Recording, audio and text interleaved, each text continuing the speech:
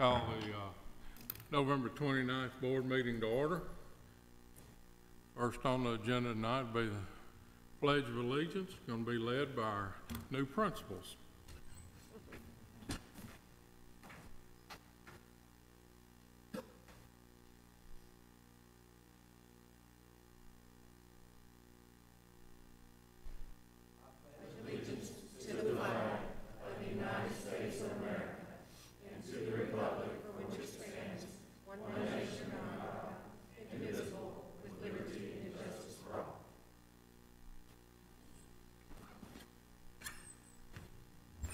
Thank y'all. All right, for the moment of silence tonight, we want to remember the Shannon Williams family, a longtime teacher at Smyrna High School who passed away this week. Remember her husband Matt and their family. Also want to remember family of Robert Bud Rakes. His wife Margaret passed away this week, and she also worked at the secretary for Smyrna High School for many years. And one other thing, we have an employee at one of our schools who lost an infant child that passed away this week. So let's remember those in a moment of silence.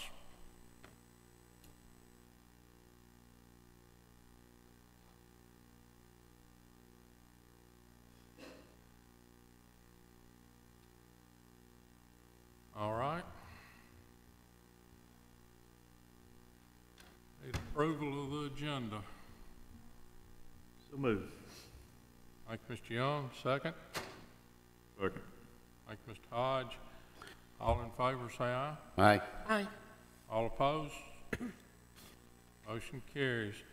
Approval of consent agenda. So moved. Thank you, Mr. Jordan. Second. Second. Mr. Young, thank you. All in favor say aye. Aye. Opposed? All right. Move right along here.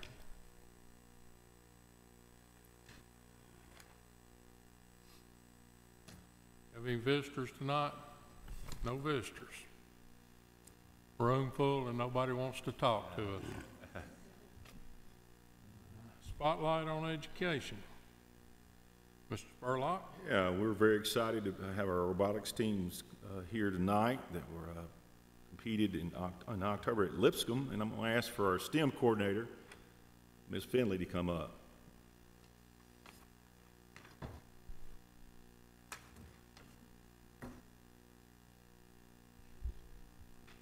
Good evening. So I'm Stephanie Finley. I'm a science and STEM specialist for pre-K through 8th grade, and I just want to thank you guys for allowing us to spotlight these three robotics teams. First, I want to just say how proud I am of the progress that our STEM programs have made over the past few years. And that's, you know, in part due to the support that we get from the board. And we really appreciate that, not just monetarily, but also just academically as well. Just a little bit about our STEM programs. We work hard in the middle school to prepare our kids for high school. So we work hard to guide them in the right direction for our CTE programs that are very strong in this county. And then we prepare our high school students for college and career readiness. And so through those programs, we're able to also develop robotics teams. And that's who we have here tonight. So the three teams we have here tonight, they all competed in the Music City Best Robotics Competition at Lipscomb University, as Mr. Spurlock stated, and that was at the end of October. And basically you had 16 teams that competed from around Middle Tennessee. And it's not just a robotics competition though, you also have students that are competing in marketing, that are promoting their product, which is their robot. And then you also, they have booths set up to promote their team, and they have a spirit team, and they also do CAD. And then they also do a lot of coding. That's a big, big part of this robotics competition, is to program and code these robots. And so many different facets that are involved with this competition. So the students get 6 weeks to prepare everything, which is not a lot of time. And so not only to build and program the robot, but to also prepare marketing presentation and all the things that are involved in this competition. So at the 2018 Music City Best competition at Lipscomb, Rutherford County Schools swept first, second, and third place. Yeah. Let's clap for that. And it wasn't just, so if you don't know anything about the BEST award is the highest honor you can get. And so that's basically an overall award. And so I'm just going to kind of talk about the three teams just very briefly and what awards that they received on top of that. And then I'm going to let these kids get up and talk, and you guys can ask them questions as well. So we have Burr Robotics here tonight.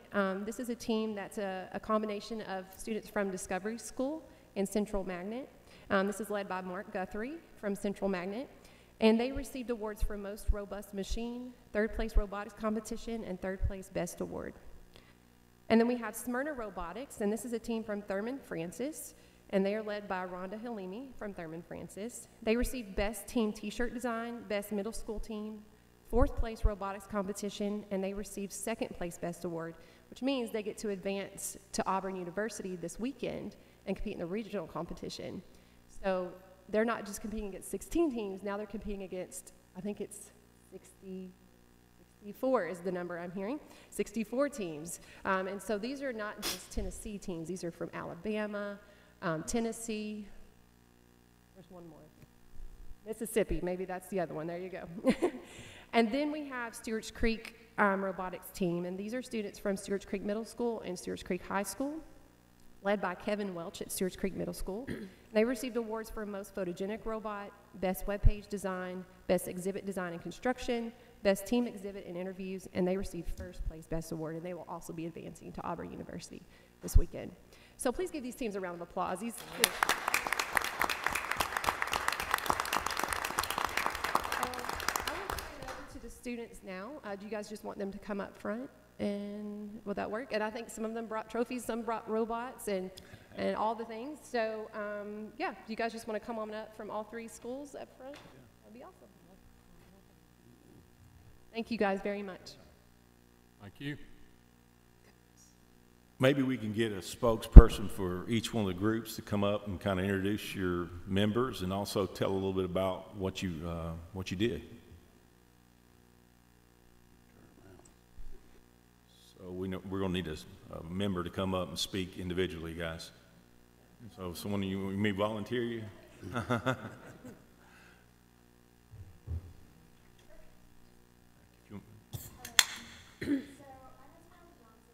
the COO of Stewart's Creek Robotics. So basically, in this competition, you've got to do a bunch of different things. And one of those things is create a unique company. And so each of us have different roles. And so our robot is our product that we have to sell. And so all of us are on the marketing side of it. And we're also engineers as well. What Ms. Finley mentioned is that there's also a writing portion to this competition. And it earns the most points. So that's the notebook part. And notebook is very stressful. Let's just say that because you've got less activities, you get training early. And so that's one aspect. And then there's also the marketing aspect, and you've got to sell your robot. And you also have to sell your robot at the competition as well. You've got to explain like the community outreach and everything. So and that's what the robotics was about this year, was about saving our oceans and cleaning up Earth. And so we set up recycling programs at our schools, and we did a campus cleanup, and we got the elementary school kids involved, and so that's what we did. We worked and we got our community involved. Very good. Now, you guys introduce yourselves. Oh, I'm Sydney Thompson, Director of Marketing. I'm Emma Baker, Director of Engineering and Manufacturing. And I'm Caitlin Carr, I'm Director of Sales. We're very proud of you. Any questions from the board members? This group? Well, we're very proud of you and wish you luck. I think it's this weekend, is it not? All right. Well, congratulations. All right, who's the spokesperson here? Yes, I am. We're the robotics team. We got Cedric, Agent, Jordan, Dylan, Nico, and David. I think they're going. So yeah, this was an incredible year for us. We got third place best award. So we don't advance we're sad about that, but we are very happy that we just did well this year, that we could even have a team with 2 teams that ended, and we joined the people who wanted to remain doing robotics, joined together to create this one team, and we're proud of what we accomplished, even though we didn't get there. Well, you should be proud of what you've accomplished, because it was very encouraging for all of us. Okay, thank you. Is this the first year that you competed? The first year that the 2 teams combined competed, like this was my 6th year, I think, competing, and My 7th year. the 7th, it is 6th, I think. We're all veterans of the program, we're just joining teams. Can I ask you something real quick? And it could be any of you guys. Does this help you in some of your classes, like your math and your science and stuff like that? Does it kind of, it does? Makes it kind of real to you, right? Yeah, well, which I thought so. Okay, let's see. Y'all want to come up here a little, move down a little? Let's get this other group up here. Hi, I guess the representative from our team will be me. My name is Elizabeth, and I'm the president of Smyrna Robotics. We've got Michaela, who's one of our engineering leaders. Reagan, who's in charge of our budget. Ella, who's in charge of our marketing. Sydney, who directed our website. And Jonas, who was in charge of fundraising. I believe she covered pretty much everything about what we do. Any questions from any board members? Well, guys, we're very proud of you, and continue encouraging others to get involved. I know Ms. Finley's doing that, and she's talked about how it's grown, and I know over the years we've been very successful in our endeavors with this. So thank you very much for coming tonight. Thank you.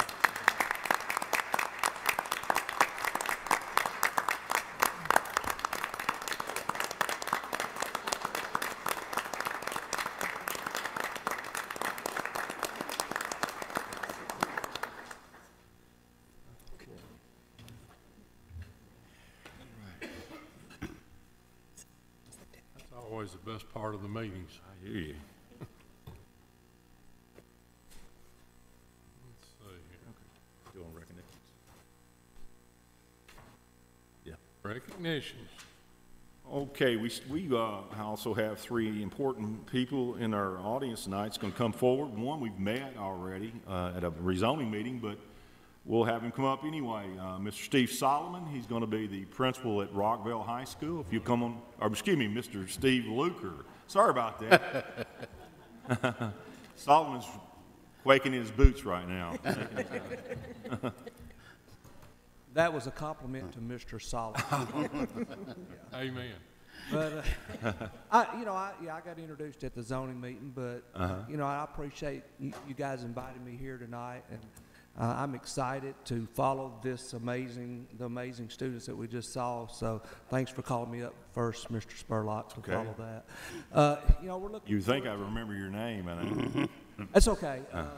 I'm sure that there's been a lot of talk about Rockville High School, and that's a good thing, because we're creating those programs, working on those and planning those programs right now. We're in the midst of, or in the middle of starting or the beginning processes of posting jobs, putting together a team, and that's exciting. So working towards that, and I'm just glad to be here. And I won't give my usual 30-minute speech, because I realize there's a ball game that's getting ready to happen. So I guess I'm just going to say, go Patriots for the There you go. There you go. okay, thank you, Mr. Luker. All right, next is Dr. Thawana Hatchett. Will be the new Smyrna Middle School principal. Dr. Hatchett, if you would just simply tell us a little bit about your, about your experience here in Rutherford County. Okay.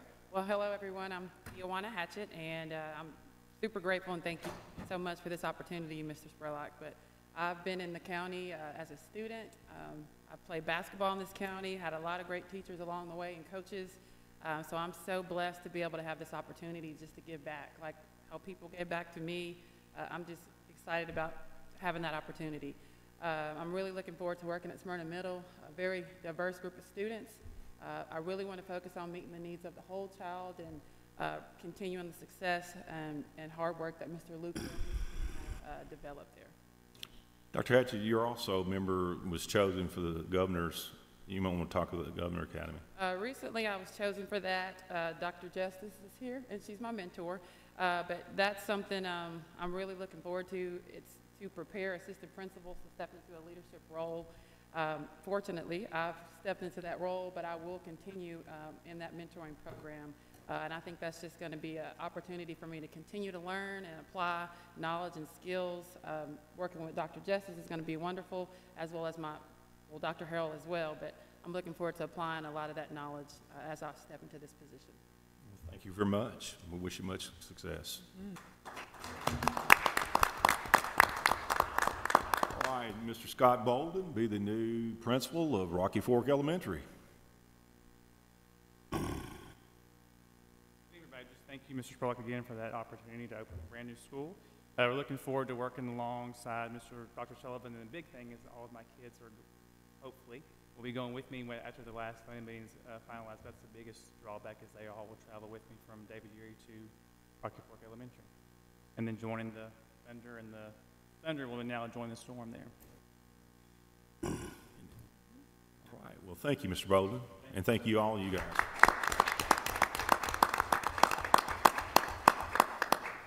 All right, Siegel's not here tonight. Right. Okay. Old business. Okay, the 5-year building program, we discussed in our work session last night, and what we need to do now is take a motion on that. Recommend motion to approve the 5-year building program as presented. Moved. Second. Thank y'all. Ms. Moore. Okay, all in favor of the motion, please say aye. Aye. Opposed? Motion carries. Facilities. We're going to Blackman now. Facilities tab 3, Blackman High School turf football field. Blackman High School administration is requesting approval to begin construction on the football turf field enhancement project. This request is at no cost to the school board, per bid 3352, approved on October 31st, 2018. Engineering and construction and finance have reviewed this request and find it is acceptable. Recommend approval to the Blackman High School administration to request to begin construction on the synthetic turf field enhancement project per approved bid 3352 as presented. This request is at no cost to the school board. Any questions? So move. Thank you, Mr. Hodge. Second? Second. Thank you. Okay. All in favor of the motion, say aye. Aye. Aye. Opposed? Motion carries. Financial matters. Athletic trainers. Rutherford County Schools athletic training proposal. With the increasing need for more athletic training coverage throughout the school system and with potential absence from current athletic trainers, it is proposed that a pool of substitute athletic trainers be made available to fill this need. This process will be supervised by athletic training coordinator Brad Rowling. The athletic trainer shall be the following: certified, licensed, and pass a background check. Accessible to work events not currently covered. This would include middle school football, spring multi-site events, for-profit events, and tournaments. Available to provide substitute coverage for current athletic trainers. They will be paid through Rutherford County Schools and will have their own malpractice insurance cover them while working for RCS events. Schools will be responsible for providing supplies. Charges schools will be $30 an hour. The pay to the athletic trainers will be $20 to $25 an hour. Now, we did get somewhat of a ballpark figure of what we're looking at, and this is just an estimate, perhaps maybe 100 hours a year in substitute. Is that correct, Mr. Sandberg? Okay. We recommend approval motion to approve this increasing need for athletic training coverage throughout the school system with substitute athletic trainers filling the need as presented. Okay. Anybody have any questions? Mr. Chairman, Comments? I do. Okay. Can you give us a little bit more understanding on that 100 hours? Where's the greatest need? How are we getting to that number? there will be a need for when one of our employed athletic trainers is out. But other than that, it will be if, okay, a for-profit tournament. Some of our tournaments are done as fundraisers. That would not be covered by the normal schedule necessarily, or depending on what the sport is. So the school running the tournament would make the decision to bring in an athletic trainer, have him or her there during that event. Okay, do we typically see that much absence currently with our existing trainers? No, this is more for things above and beyond the normal schedule of our existing. We're in a transitional period. The requirement to get this licensure went from having a bachelor's to having a master's. So until this change came into place, we were able to have MTSU grad students, pay them not, fairly low, basically more than a stipend, but and then they were working on their master's degrees. That was our primary source, and then we had some through NHC. With that ending, and NHC is moving away from the arrangement that we had in the past. So we will slowly be moving more toward our employees performing this service. So this may be a temporary solution to our. Well, not for our regularly scheduled major sports and all that. Okay. But this would be for supplemental items or for illness of those employee athletic trainers. We still have some contracted with the NHC, and we still have some through MTSU right now. Mr. Tackett, maybe you can answer this question. Do we have coverage, are the athletic trainers, are we still being covered in middle school, like in the major sports, football, basketball? Athletic trainers are not provided in middle schools for anything at this particular point in time. This is an opportunity for them to have that service. Right. But at this point in time, they would share that cost if they choose to do that. We've had several principals and coaches suggest that they very much would like to have that available to them. Do and kind of go back to the question. This is something that's been going on for years and years and years. In the past, it's been through the NHC process. We're having to do it through Rutherford County Schools now. That's why we need to do this. So 100 hours, frankly, I think is probably a very conservative number. But this is something that as far as covering tournaments and things like that, it's been going on for a long period of time. It's just been scheduled by someone else. Now that schedule has to come to us. So if I may, if it's a conservative number, then what might we truly expect if it's beyond 100 hours? Or is there any way of knowing? Do you? School, I should say, choose to take the service that they suggest that they may. We really don't know what that might be, but I suggest, in my mind, given the amount of interest that we've seen from that they would like to take that opportunity. What this pool also will allow us to do is to bring in skilled trainers from maybe other systems, other schools to be in this pool to provide this kind of service. Right now, the only people we have to send out to these schools would be the ones that are currently working our high school athletic programs. This pool would allow us to have a bigger group of people to work from. And just to follow up for the new board members, our EMTs cover our football and things of that nature, so that we do have those things covered, middle school and high school, right?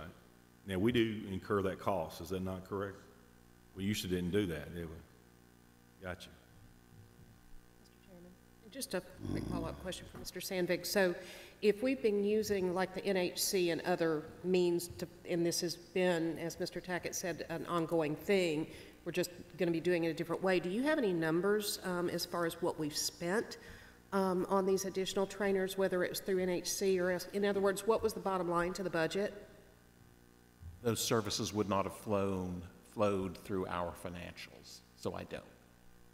They would have been directly in any school records or whatever, if they were using them. Because we only had the contract arrangement prior to this year, prior to the current school year. So NHC would provide a trainer as part of the contract.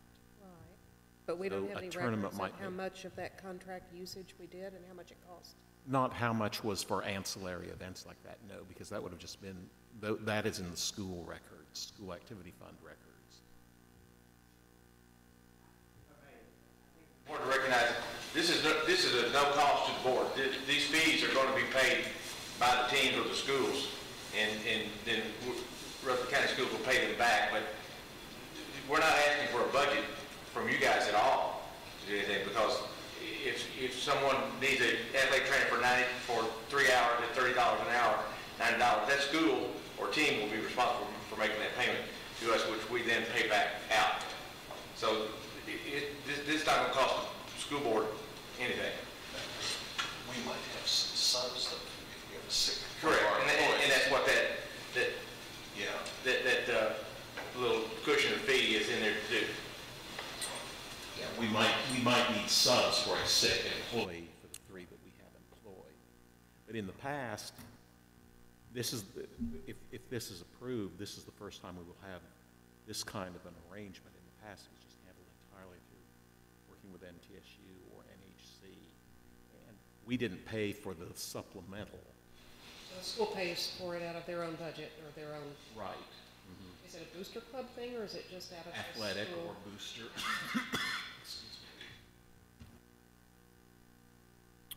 Any other questions? Okay. Need a motion? Move to approve. Mr. Hodge, second? I second it. Mr. Young made the Mr. motion. Young, I'm sorry. Yes. You seconded? Yes. Okay, got that backwards. Can't do both of them. Ms. Michaels got it right.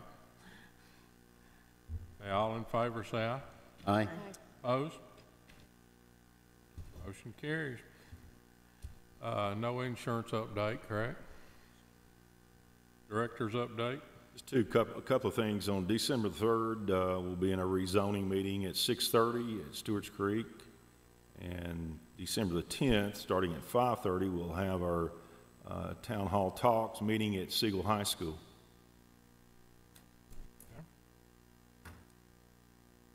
Ms. Moore, TLN?